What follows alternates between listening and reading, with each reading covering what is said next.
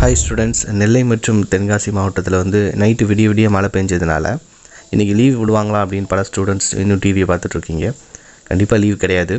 நியூஸில் பார்த்தீங்க அப்படின்னா நெல்லையிலையும் தென்காசி மாவட்டம் சங்கரன் கோவிலையும் அதிக கனமழை பெய்தது அப்படின்றது மட்டும்தான் சொல்லியிருக்காங்களே தவிர இன்றைக்கி எந்தெந்த மாவட்டங்களில் லீவு மழை காரணமாக அப்படின்றது எங்கேயுமே மென்ஷன் பண்ணலை.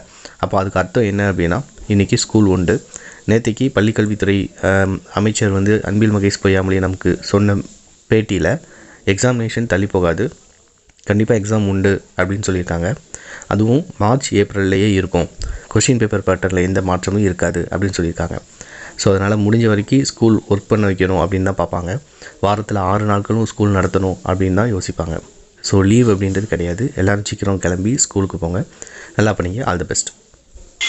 நெல்லை மாவட்டத்தின் பல்வேறு பகுதிகளில் கனமழை பெய்தது. நெல்லை மாநகர பகுதிகளான சந்திப்பு, பாளையங்கோட்டை, கேடிசி நகர், என்ஜிஓ காலனி, தச்சநல்லூர், பேட்டை உள்ளிட்ட பகுதிகளிலும், புறநகர் பகுதிகளான ஆரைக்குளம், முன்னீர்பள்ளம், கோபாலசமுத்திரம், சேரன் மகாதேவி, மானூர் உள்ளிட்ட இடங்களிலும் மழை கொட்டியது.